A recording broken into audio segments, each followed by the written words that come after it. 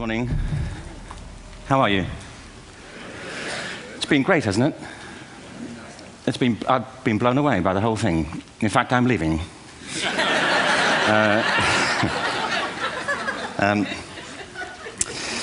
There have been three themes, haven't there, running through the conference, which are relevant to what I want to talk about. One is the extraordinary evidence of human creativity in all of the presentations that we've had and in all the people here. Just the variety of it and the range of it. The second is that it's put us in a place where we have no idea what's going to happen in terms of the future. No idea how this may play out. I have an interest in education. Actually, what I find is everybody has an interest in education. Don't you?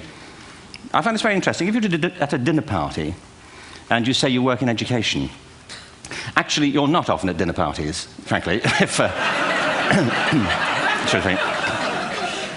if you work in education. You're not asked, you know,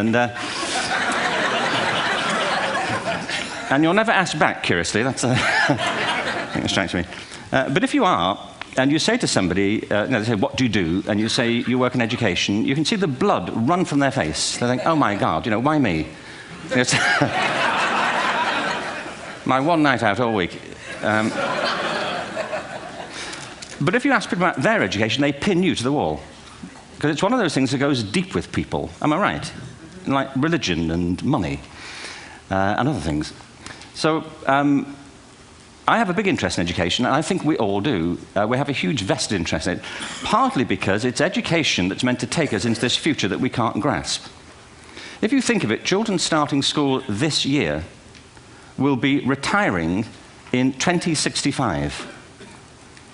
Nobody has a clue, despite all the expertise that's been on parade for the past 4 days, what the world will look like in 5 years' time. And yet we're meant to be educating them for it. So the unpredictability, I think, is extraordinary.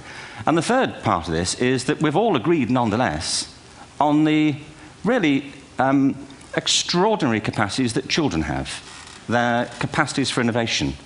I mean, Serena last night was a marvel, wasn't she? Just seeing what she could do.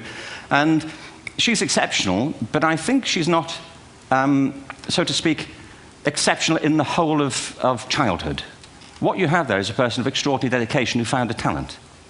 And my contention is all kids have tremendous talents, and we squander them pretty ruthlessly. So I want to talk about education, and I want to talk about creativity. My contention is that creativity now is as important in education as literacy, and we should treat it with the same status. Thank you.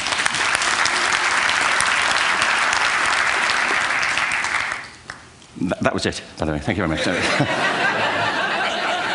So, 15 minutes left. Well, I was born... No, I had a great story recently, I love telling it, of a little girl who was in a drawing lesson. She was 6, and she was at the back drawing, and the teacher said this little girl hardly ever paid attention. And in this drawing lesson, she did. And the teacher was fascinated. She went over to her and she said, what are you drawing? And the girl said, I'm drawing a picture of God. And the teacher said, but nobody knows what God looks like. And the girl said, they will in a minute.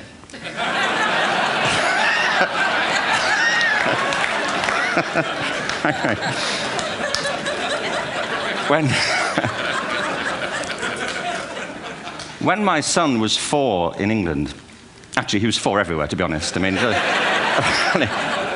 if we're being strict about it, wherever he went, he was 4 that year. But he was in the Nativity play. Do you remember the story? No, it was big. It was a big story. Mel Gibson did the sequel. You may have seen it. I don't know. It was Nativity 2. But James got the part of Joseph, which we were thrilled about. We consider this to be one of the lead parts. We had the place crammed full of agents and T-shirts, you know. James Robinson is Joseph. He didn't have to speak, but do you know the bit where the 3 kings come in? They come in bearing gifts, and they bring gold, frankincense, and myrrh. This really happened. We're sitting there, and they, I think, just went out of sequence. Because we talked to the little boy afterwards and said, you know, are you okay with that? And they said, yeah, why was that wrong? They just switched. I think that was it. Anyway, the 3 boys came in, little 4-year-olds with tea towels on their heads, and they put these boxes down. The first boy said, I bring you gold. And the second boy said, I bring you myrrh. And the third boy said, Frank sent this.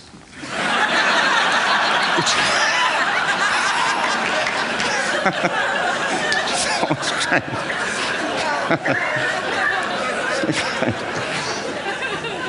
What these things have in common, you see, is that kids will take a chance. You know, if they don't know, they'll have a go. Am I right? They're not frightened of being wrong. Now, I don't mean to say that being wrong is the same thing as being creative.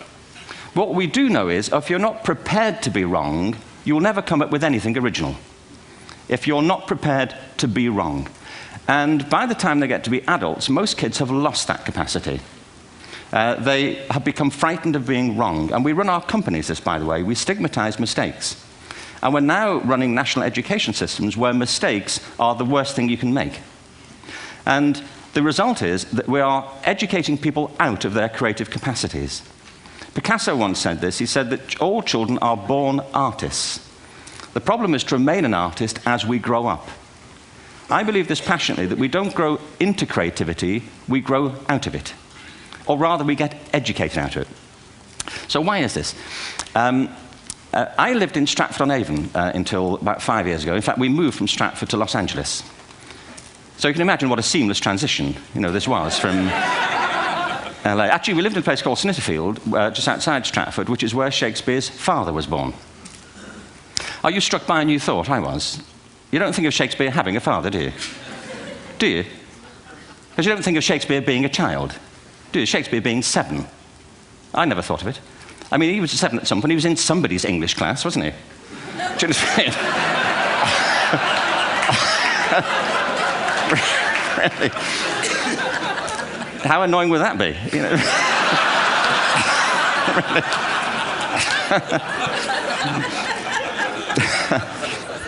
Must try harder. Being sent to bed by his dad, to Shakespeare, go to bed now, to William Shakespeare, and put the pencil down, and stop speaking like that.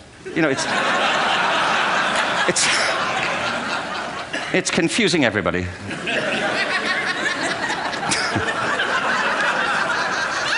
Anyway, we moved from Stratford to Los Angeles, and I just want to say a word about the transition. Actually, my son didn't want to come. I've got 2 kids. He's 21 now, and my daughter's 16. He didn't want to come to Los Angeles. He loved it, but he had a girlfriend in England. This was the love of his life, Sarah. He'd known her for a month. Mind you, they'd had their 4th anniversary by then, because it's a long time when you're 16. Anyway, he was really upset on the plane. He said, "I'll never find another girl like Sarah." And we were rather pleased about that, frankly, because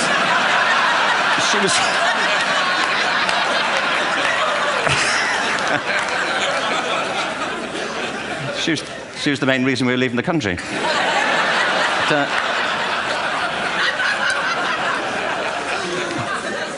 But something strikes you when you move to America and when you travel around the world. Every education system on Earth has the same hierarchy of subjects.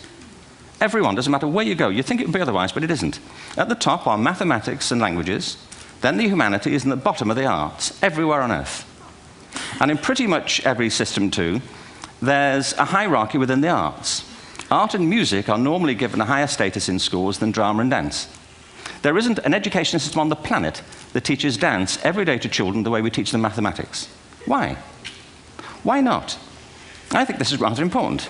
I think maths is very important, but so is dance. Children dance all the time if they're allowed to. We all do. We all have bodies, don't we? Did I miss a meeting? I think...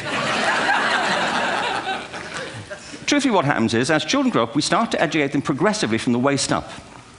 And then we focus on their heads, and slightly to one side. If you were to visit education as an alien and say, what's it for, public education, I think you'd have to conclude, if you look at the output, who really succeeds by this? Who does everything they should? Who gets all the brownie points? Who are the winners? I think you'd have to conclude the whole purpose of public education throughout the world is to produce university professors. Isn't it? They're the people who come out the top. And I used to be one. So there. And I like university professors, but, we shouldn't hold them up as the high watermark of all human achievement. They're just a form of life. Another form of life. But they're rather curious, and I say this out of affection for them. There's something curious about professors. In my experience, not all of them, but typically, they live in their heads. They live up there, and slightly to one side. They're disembodied, in a kind of literal way. They look upon their body as a form of transport for their heads. It's... Don't they? It's a way of getting their head to meetings.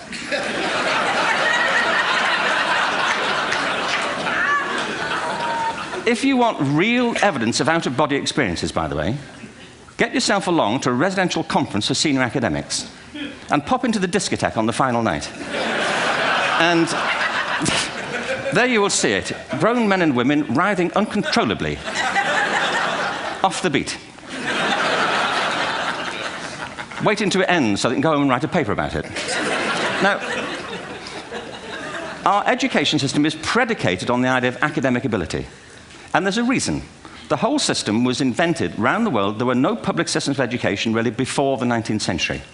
They all came into being to meet the needs of industrialism.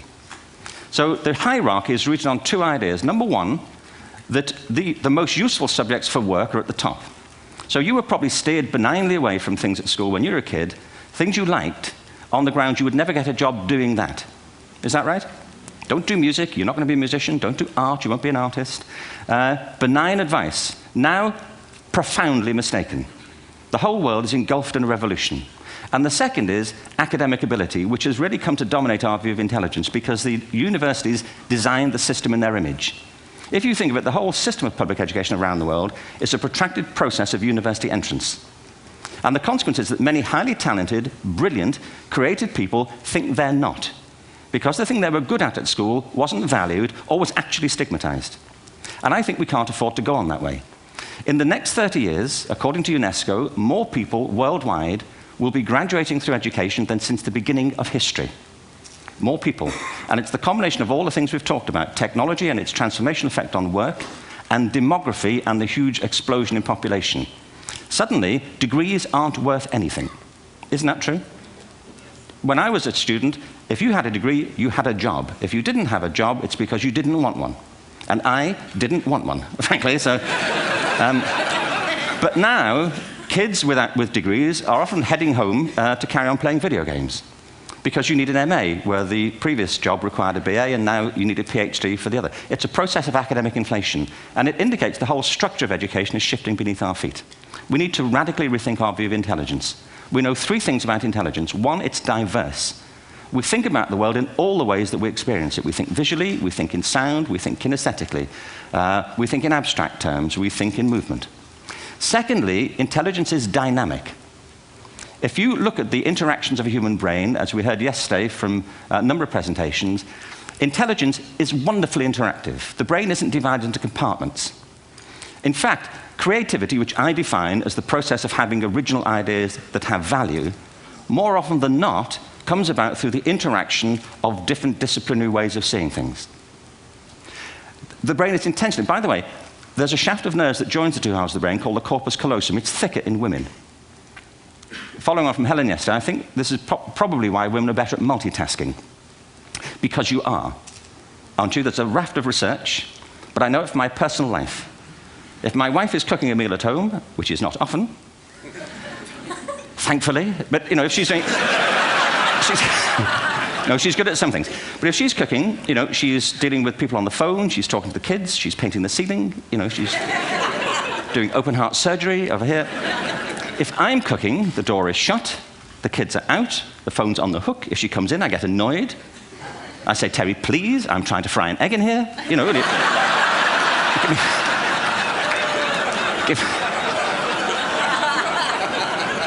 Give me a break. Actually, do you know that old philosophical thing? If a tree falls in a forest and nobody hears it, did it happen? Remember that old chestnut? I saw a great T-shirt recently which said, if a man speaks his mind in a forest and no woman hears him, is he still wrong?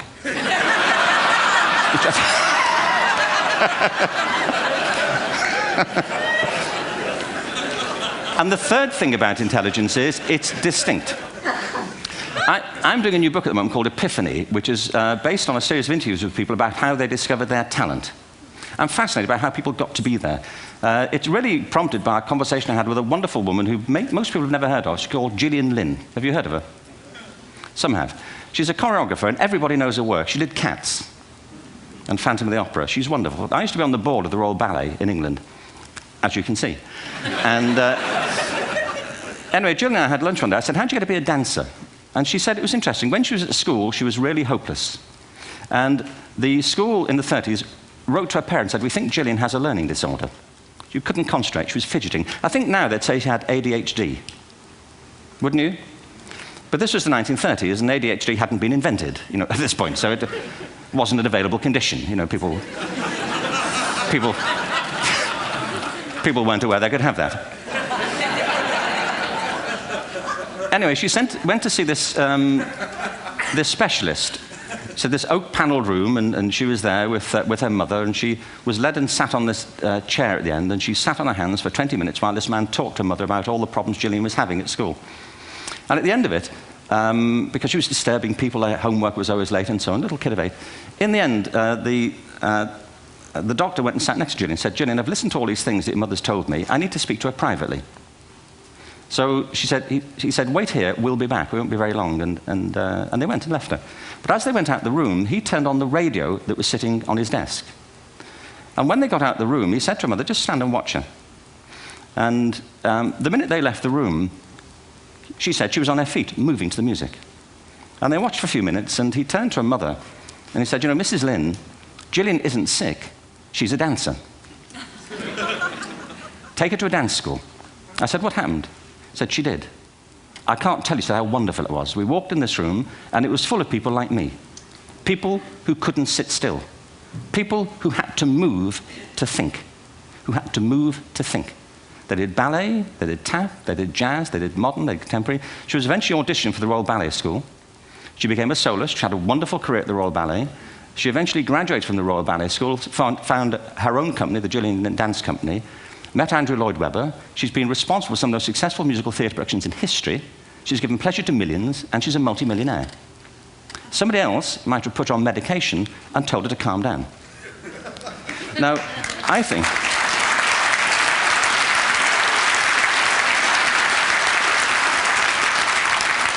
What I think it comes to is this. Al Gore spoke the other night about ecology and the revolution that was triggered by Rachel Carson. I believe our only hope for the future is to adopt a new conception of human ecology, one in which we start to reconstitute our conception of the richness of human capacity. Our education system has mined our minds in the way that we've strip-mined the earth for a particular commodity, and for the future, it won't serve us.